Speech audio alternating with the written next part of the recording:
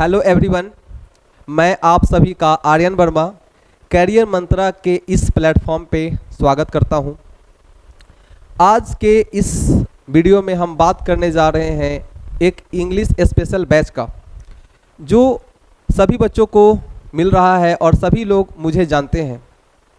उन सभी के लिए जो है बहुत सारी चीज़ें हम लेकर आ रहे हैं इंग्लिश के लिए, और बहुत सारी सीरीज भी इसके साथ जो है जुड़ती हुई नज़र आ जाएगी। ठीक है, तो बने रहिए कैरियर मंत्रा के साथ और समझते रहिए, छोटी छोटी बातों को बारीकी से समझते चलें और आपको कहानी काफ़ी खूबसूरत समझ आएगा।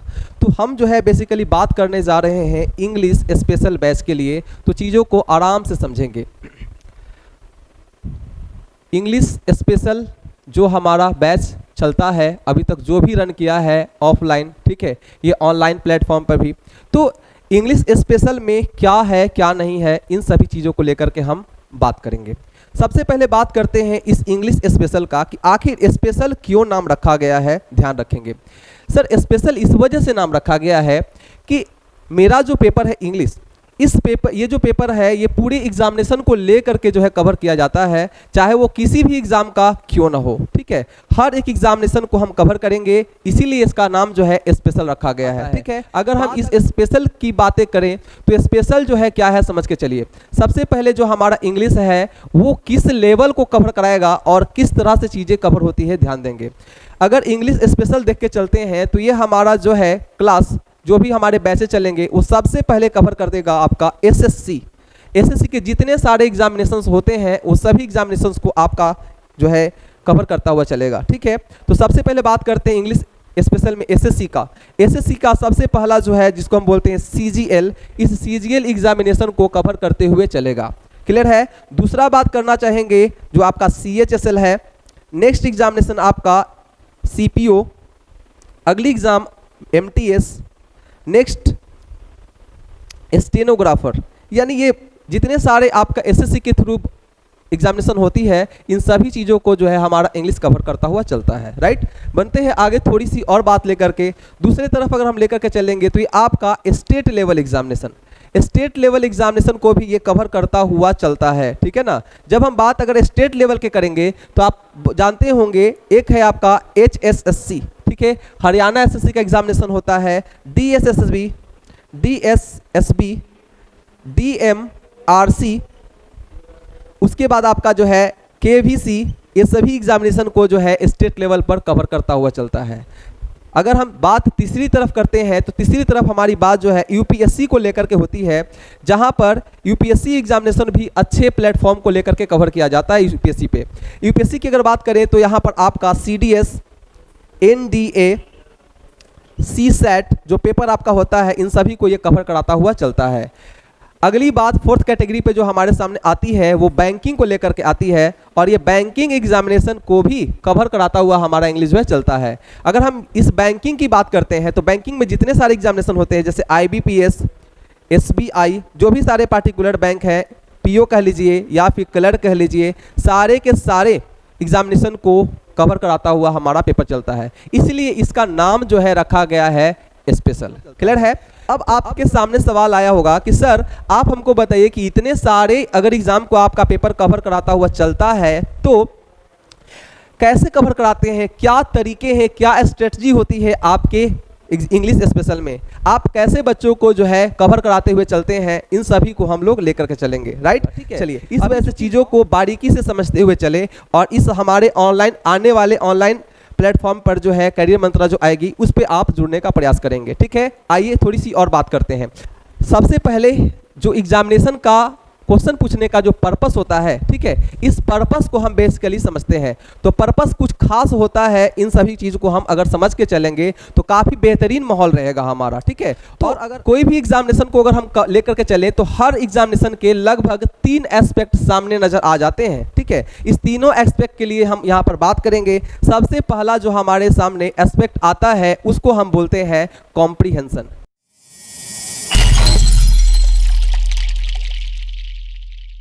ये कॉम्प्रीहेंशन स्किल एग्जामिनेशन में जो है बेहतरीन तरीके से आपका पूछा जाता है। जब हम बात कॉम्प्रीहेंशन सेक्शन का करते हैं तो ये समझ आता है, कॉम्प्रीहेंशन का मतलब होता है टू रीड एंड अंडरस्टैंड, यानी कंप्रीहेंशन का मतलब ही होता है कि आप पैसेज को रीड करें और उसको बारीकी से समझें और फिर उस पे बेस्ड क्वेश्चन का आप आंसर दें। तो ये कंप्रीहेंशन जो है बेसिकली बना है कंप्रीहेंड वर्ब से। किससे बना है? कंप्रीहेंड वर्ब से। ये कंप्रीहेंड का मतलब ही होता है टू अंडरस्टैंड। तो इससे रिलेटेड आपका 3 टॉपिक आता है सामने। पहला जो टॉपिक है जो एग्जामिनेशन बहुत बेहतरीन लेवल से पूछता है, जिसको हम बोलते हैं रीडिंग कॉम्प्रीहेंशन। क्या बोलेंगे इसको? Reading comprehension. ये रीडिंग कॉम्प्रीहेंशन को हम दूसरे नाम से अगर जान के चले तो इसको अनसीन पैसेज भी कह लिया जाता है। ठीक है, ये जो रीडिंग कॉम्प्रीहेंशन है, इस रीडिंग कॉम्प्रीहेंशन होता क्या है, कैसे क्वेश्चन होते हैं, जरा मैं इसका फिगर आउट करना चाहूँगा, जरा ध्यान दीजिएगा। आपके पेपर में इस तरह से जो है आपका पैसेज होता है और इस पैसेज पे आधारित आपको 5 सवाल दे दिए जाते हैं और उस 5 को जो है सॉल्व आउट करना होता है। तो इसी सभी चीज़ों पर हम यहाँ पर काम कर रहे हैं, यानी इस पैसेज के हिसाब से जो है ये क्वेश्चन को सॉल्व करना होता है। अब बहुत सारे टीचर्स से आप सुने होंगे कि पहले पैसेज को 2-3 बार पढ़ लो और उसके बाद क्वेश्चन को पढ़ लेना। अरे सर 15 मिनट का टाइम मिला है और आप बोलते हैं कि उसके लिए जो है पूरा का पूरा 2-3 बार पढ़ लो, जबकि पैसेज कितने बड़े होते हैं कि एग्जामिनेशन में स्टूडेंट पैसेज देखे और आगे का क्वेश्चन जो है टर्न कर लेते हैं, क्योंकि जानते हैं कि मेरे बस का ये खेल नहीं है। ठीक है, तो ऐसा नहीं है सर, इसके भी बनाने के तरीके हैं, मैं जरा उस पर भी बात करना चाहूँगा। ये तरीका हमारा होता है जिसको बोलते हैं IEI। IEI का मतलब क्या होता है? I का मतलब इंफॉर्मेशन, E का मतलब एलिमिनेशन और I का मतलब इंटरफेरेंस। यानी आप पहले पूरे पैसेज से आपको निकालना क्या है, तो इंफॉर्मेशन निकालना है। उसके बाद बातों को जो है, जो भी आपका बात है इसमें, उसको एलिमिनेट करना है ऑप्शंस के हिसाब से, और तब आपका जो है अनुभव क्या कहता है उसके अनुसार काम करना होता है। तो इसके लिए हम अलग से बताएंगे, ठीक है, सीरीज पे वो अलग बात है। चलिए बढ़ते हैं आगे। दूसरा जो टॉपिक है हमारा, इसी में जो पूछा जाता है, जिसको हम बोलते हैं क्लोज टेस्ट। क्या बोला जाता है? Cloze test. ये क्लोज टेस्ट क्या होता है सर? तो इसी पैसेज से क्या किया जाता है कि आपका सिस्टमेटिकली वर्ड को पैसेज से रिमूव करा दिया जाता है और इसके जगह पर आपका नंबरिंग कर दिया जाता है, और इस नंबर के हिसाब से नंबर के लिए जो है 4 ऑप्शंस आपके सामने रख दिए जाते हैं। क्लियर है? और फिर आपको जो है पैसेज को भरना होता है इन सभी वर्ड से। तो ये हमारा क्लोज टेस्ट का पैटर्न होता है। जब हम बात क्लोज टेस्ट का करते हैं तो ये बेसिकली क्लोज का स्पेलिंग अगर आप देख के चलेंगे तो आपको जो पता है वो CLOSE होता है, लेकिन ये क्लोज जो है बेसिकली क्लोज वाकई में नहीं है, ये क्लाउज टेस्ट होता है। ठीक है, तो ये क्लाउज टेस्ट को ही कवर किया जाता है, क्योंकि आपको ये जो ऑप्शंस भरने हैं ये बेसिकली आगे और पीछे जो भी लिखा गया है उसी के हिसाब से जो है ऑप्शंस को हम लोग को भरना पड़ता है। तो ये क्लोज टेस्ट की बात हम लोग क्लोज टेस्ट पे करेंगे, क्योंकि आपको पता है ये पूरा का पूरा एक हम प्लेटफॉर्म तैयार कर रहे हैं जिसपे आपको पूरा एग्जामिनेशन को कवर करते हुए चलना है। हम ये बता रहे हैं आपको कि मेरा जो इंग्लिश स्पेशल है वो आखिर हर एग्जामिनेशन को कैसे कंप्लीट कराएगा, क्योंकि अगर आपको हर एक एग्जामिनेशन के एस्पेक्ट को पता नहीं है, एस्पेक्ट का अगर पता नहीं है तो आप हर चीज़ों को सॉल्व नहीं कर सकते हैं। उसका पर्पस क्या है, तब जाकर के हम चीज़ों को कवर कर पाते हैं। आइए तीसरी बात करते हैं क्लोज कंप्रीहेंशन सेक्शन में, जिसको हम बोलते हैं PJ। आप लोग बेसिकली DJ सुनते होंगे, हमारे पास PJ है। ठीक है, PJ का मतलब होता है पैरा जंबल्स। ठीक है, ये पैरा जंबल्स आपको बेहतरीन तरीके से पूछा जाता है। बेसिकली इसको हम कहते हैं दूसरे नाम से सेंटेंस रीअरेंजमेंट। क्या बोलेंगे इसको? Sentence rearrangement. ये सेंटेंस रीअरेंजमेंट जो है हमारा काफ़ी अच्छे लेवल पे पूछा जाता है, और मेंस में तो इसका जो है लगभग क्वेश्चन आपके सामने जो है 20 से 22 क्वेश्चन पूछ लिया जाता है आपसे। क्लोज टेस्ट भी अच्छे खासे 5 क्लोज टेस्ट और 5 रीडिंग कॉम्प्रिहेंशन मेंस में पूछे जाते हैं, और अभी का जो फॉर्मेट चल रहा है एग्जाम का वो रीडिंग कॉम्प्रिहेंशन नहीं होता है प्रीलिम्स के लिए, वो आपका क्लोज टेस्ट होता है। अगर आप क्लोज टेस्ट नहीं बनाना जानेंगे तो आपका 5x2 यानी कि 10 मार्क्स आपके 25 में से साफ हो जाएंगे। ठीक है, और अगर गलत बना लिए तो आपका जो है आपको पता ही है नेगेटिव 0.25 होता है। तो ये हमारा पहला एस्पेक्ट हुआ जिसमें हम लोग बात किए कॉम्प्रिहेंशन सेक्शन का। बढ़ते हैं दूसरी तरफ जो हमारा है जिसको हम बोलते हैं वोकैबुलरी सेक्शन।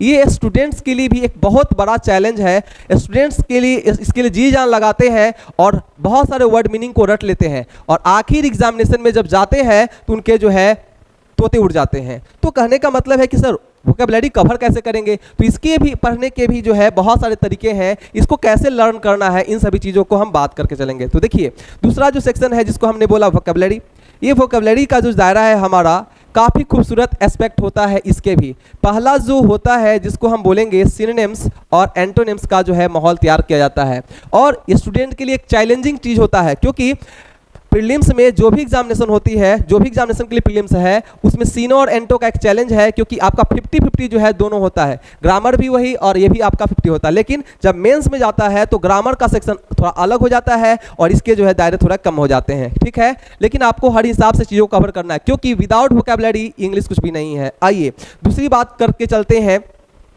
तो हमारा है जिसको बोलते हैं OWS।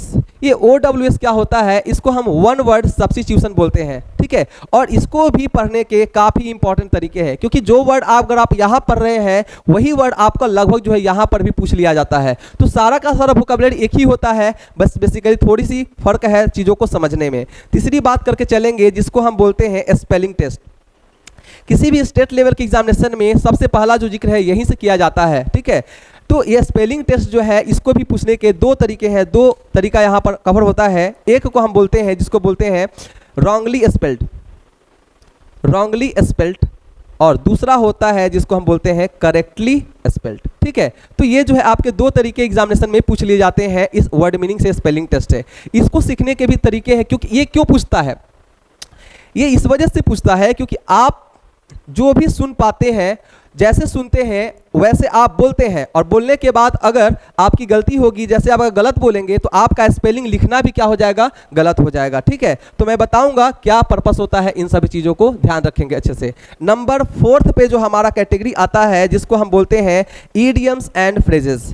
ईडियम्स एंड फ्रेजेस है ना, ये भी पूछ लिए जाते हैं एग्जामिनेशन में, ठीक है। ये ईडियम्स एंड फ्रेजेस की अगर हम बात करें तो यहाँ पर भी जो है लगभग अच्छे खासे पूछ लिए जाते हैं, मेंस में भी और पीटी में भी लगभग 1 या 2 क्वेश्चन पूछ लिए जाते हैं, जो कि 4 नंबर का होता है आपका, ठीक है। तो ईडियम्स एंड फ्रेजेस याद रखने के भी क्या तरीके हैं, जरा ध्यान दीजिएगा। बेसिकली कोई भी वर्ड अगर आप याद करके चलते हैं ईडियम्स, तो वहां पर आपको उसको कीवर्ड से याद करके चलना होगा, ठीक है। कीवर्ड को समझ करके अगर चलेंगे तो काफी अच्छा चीज समझ आता है। जैसे हम अगर बोलेंगे CI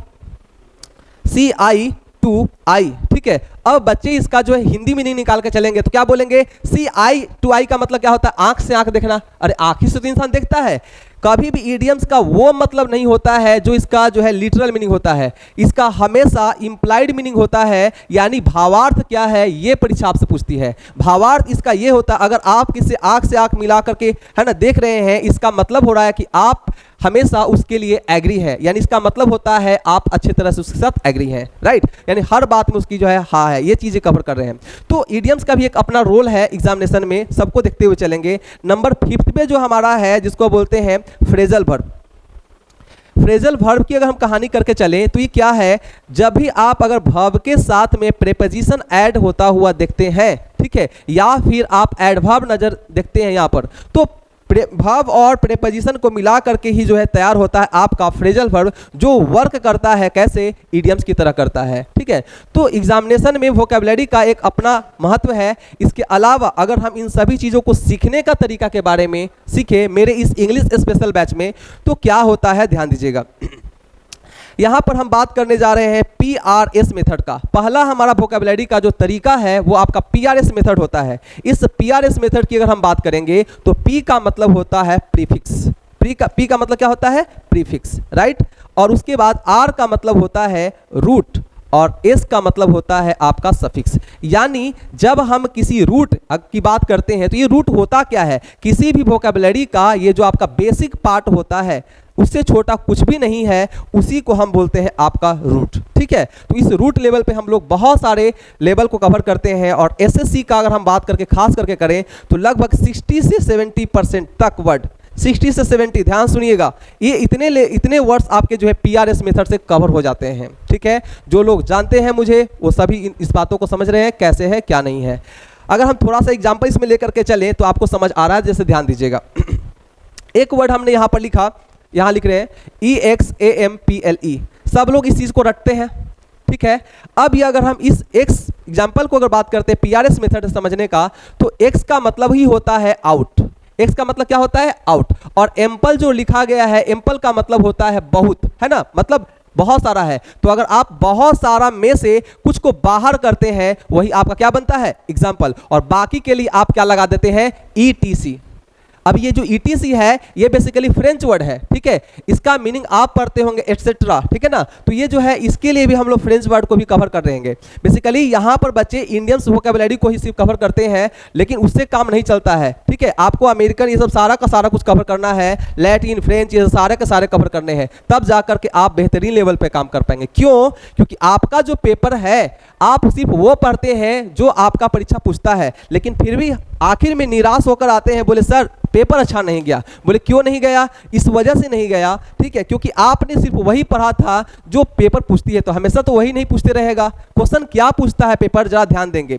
बेसिकली अगर मान के चलिए कि कोई भी एग्जामिनेशन हुआ, अगर मिनिमम उसमें 1000 स्टूडेंट, हम एग्जाम्पल दे रहे हैं, तो ये 1000 स्टूडेंट अगर पार्टिसिपेट करते हैं, तो 1000 स्टूडेंट में जब आपका रिजल्ट आता है या फिर मार्क्स आता है, तो देखा यह जाता है कि जितने सारे क्वेश्चन थे उस क्वेश्चन में कौन कौन से क्वेश्चन को कितना स्टूडेंट बना पाए और कितना सही हुआ। अगर मान के चलिए कि अगर 400 लोग ही बना पाए और बाकी 600 लोग नहीं बना पाए या फिर गलत बना पाए, तो एसएससी का ये प्लेटफॉर्म रहता है कि इस ऐसे क्वेश्चन को वो रिपीट कर पाए, और ऐसे ही क्वेश्चन आपको जो है रिपीटेड नजर आते हैं। तो अगर हम लोगों को सिलेक्शन चाहिए तो आपको दो तरह के सिलेबस को कवर करना होगा।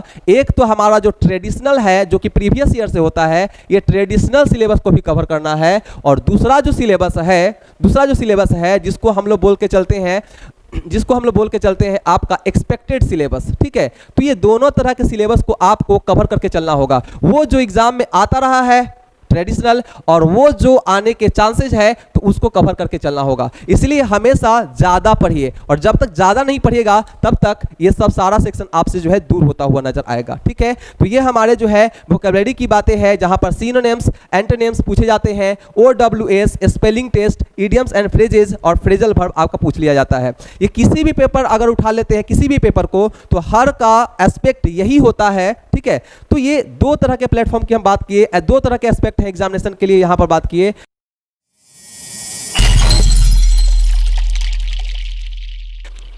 हमारा तीसरा जो एग्जामिनेशन का पैटर्न है, ठीक है, वो आपका सबसे बेहतरीन, जिसको बोलते हैं हम लोग ग्रामर।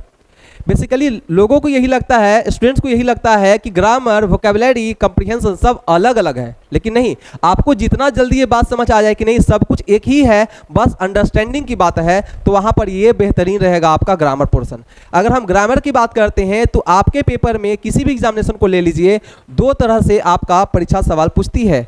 एक जो ग्रामर होता है जिसको हम बोलते हैं एलिमेंट्री लेवल, क्या बोलेंगे, एलिमेंट्री लेवल। अगर हम बात एलिमेंट्री लेवल का करके चलते हैं तो एलिमेंट्री लेवल को ही हम दूसरे नाम से भी जानते हैं functional grammar.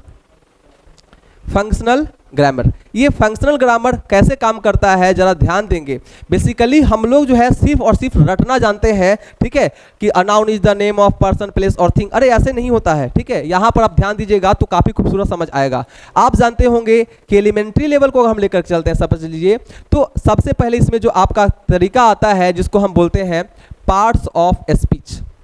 Parts of speech, ये पहला तरीका हमारा है, ठीक है। दूसरा तरीका जो है जिसको हम लोग बोलते हैं आर्टिकल्स, दूसरा तरीका जो है आपका आर्टिकल्स, ठीक है। और तीसरा जो है जिसको हम बोलते हैं वर्ब एडवांस। यानी इतने तरह के कैटेगरी को जो है लेके चला जाता है एलिमेंट्री लेवल पे। अब फंक्शनल क्यों नाम दिया गया है, सिंपल सा फॉर्म है, आइए समझते हैं। अगर हम एक छोटा सा एग्जांपल लेके चले, I went home, I went home.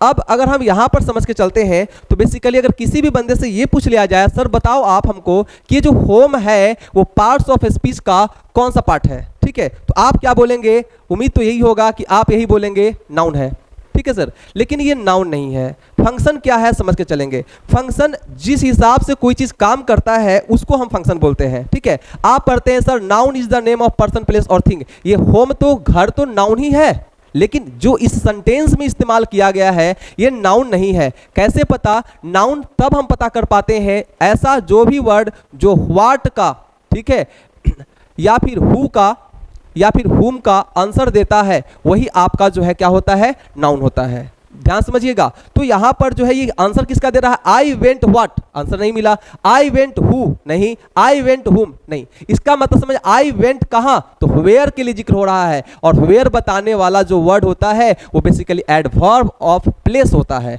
यानी ये जो होम है वो आपका एडवर्ब ऑफ प्लेस है, ये आपका नाउन नहीं है। हम ये नहीं कह रहे कि होम नाउन होता ही नहीं है, होम तो नाउन होता ही है, लेकिन कैसे होगा वो सेंटेंस बताता है। सेंटेंस में इसका देखिए नाउन की तरह हम कैसे इस्तेमाल करेंगे। हम बोलेंगे माई होम इज न्यू। अब ये बात समझिएगा, हम बोलेंगे व्हाट इज न्यू, तो सर मेरा घर नया है, यानी माई के साथ जो जुड़ने वाला जो चीज है वो क्या है, आपका होम, और ये बेसिकली व्हाट का आंसर दे रहा है, तो ये जो है आपका नाउन हो गया। यानी आप अभी तक रटते थे और रटने के बाद आपका काम सब कुछ गड़बड़ हो गया। आप जो है यहाँ पर चीज़ों को समझ रहे हैं, यानी फंक्शनल लेवल पे हम लोगों को काम करना होगा, ठीक है। जब तक फंक्शनल लेवल पे काम नहीं करेंगे आप सिलेक्शन नहीं पा सकते हैं, ठीक है। आइए डिटेल में बाद में बात करेंगे, फिलहाल बने रहिए। ग्रामर का दूसरा पैटर्न, दूसरा जो पूछा जाता है जिसको बोलते हैं हम लोग डिस्क्रिप्टिव लेवल।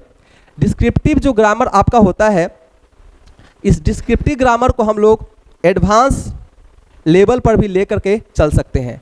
ये एडवांस क्यों बताया गया है जरा समझ के चलेगा। इसमें जो टॉपिक है उसे वो डायरेक्ट एग्जामिनेशन में हिट किए जाते हैं क्वेश्चंस के लिए, ठीक है। जैसे अगर हम पहला बात करके चलें, जिसको हमने बोला टेंस। डिस्क्रिप्टिव ग्रामर का पहला जो रोल है वो आपका टेंस से शुरू होगा। टेंस के बाद अगर हम बात करेंगे कंडीशनल सेंटेंसेज, दूसरा जो है आपको हम यहां पर लेकर के चलते हैं, तो कंडीशनल सेंटेंसेस के बाद आपका है हम बोलेंगे मॉडल एक्जुलेरीज। उसके बाद आपका है क्वेश्चन टैग,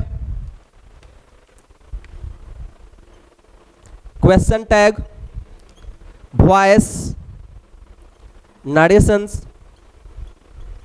तो ये जितने सारे एस्पेक्ट लिखे गए हैं इन सभी को अगर हम लेकर चलते हैं तो ये हमारा डिस्क्रिप्टिव लेवल को कवर कराता है। बेसिकली वॉइसेज और नरेशन ऐसे टॉपिक हैं, ठीक है, जैसे ये आपका एक ट्रांसफॉर्मेशन है। इससे बेहतरीन लेवल पे मेंस में अगर बात करें तो लगभग 45 क्वेश्चंस जो है यहाँ से डायरेक्टली पूछ लिए जाते हैं, और ये बनाना बेहद ही आसान है क्योंकि यहाँ पर इंग्लिश आसान है, इस वजह से आपको कम समय में ज़्यादा क्वेश्चन दिए जाते हैं। अगर आप मेंस का थोड़ा सा बात करके चले तो देखिए मेंस आप में आपका मैथ्स होता है जो कि 100 क्वेश्चंस पूछे जाते हैं, ठीक है। और अगर इंग्लिश की बात करते हैं तो इंग्लिश में आपका 200 क्वेश्चन पूछा जाता है। टाइमिंग ध्यान दीजिएगा, इंग्लिश मैथ्स के लिए आपका जो है 2 घंटे और इंग्लिश के लिए भी कितना, 2 घंटा।